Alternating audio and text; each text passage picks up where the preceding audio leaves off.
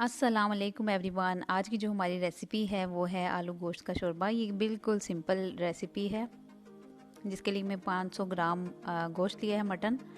ये 1 day before का है और फ्रीज़ हुआ था।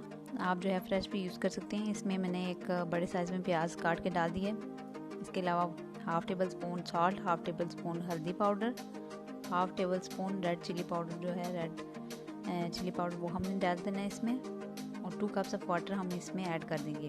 इसके बाद हम इसको प्रेशर कुकर में 10 से 15 मिनट तक बॉयल होने के लिए रख देंगे, जब तक गोश्त जो है अच्छे से गल नहीं जाता। दूसरी तरफ हम जो है हाफ कप ऑयल लिया है और उसमें 1 टेबल स्पून अदरक पेस्ट, 1 टेबल स्पून लहसुन पेस्ट डालकर इसको थोड़ी देर सोते होने देना है, और इसमें फिर हमने आलू डाल देने हैं।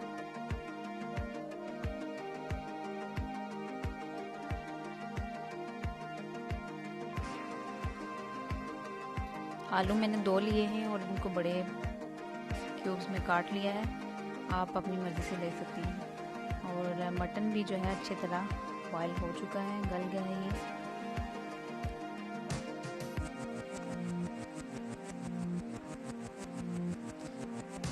आलू जो यहाँ है ये अच्छे से पकते नहीं हैं, बीच में से कच्चे रह जाते हैं, इसलिए इनको पहले फ्राई कर लिया जाए तो अच्छे से ये गल जाते हैं।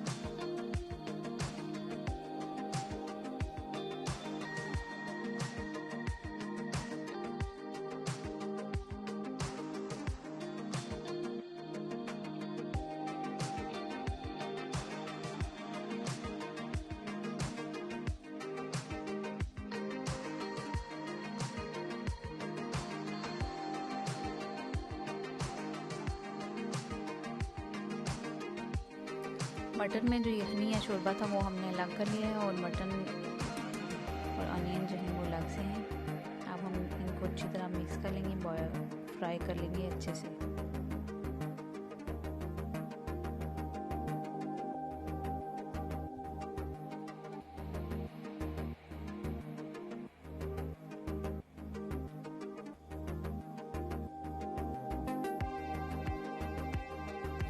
इसमें कुछ ज़्यादा मसाले नहीं डाले, बिल्कुल सिंपल रेसिपी है। इसको आप ट्राई करिएगा, बहुत ईजी बन जाती है।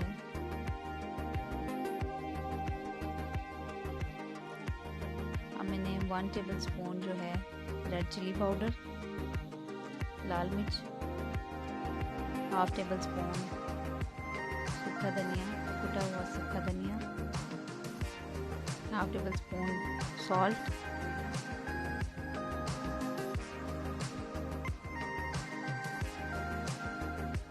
हाफ टेबल स्पून हल्दी,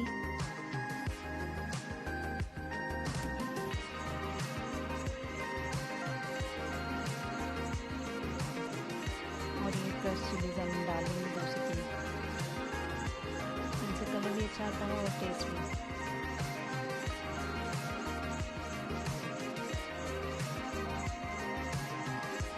अब हम इसको अच्छे से मिक्स कर लेंगे सब मसाला डाल के।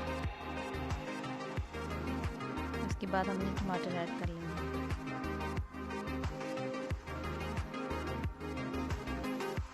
टमाटर हमने जो है स्लाइसेस में काटे हैं, इससे जल्दी से टमाटर जो है जल्दी गल जाते हैं।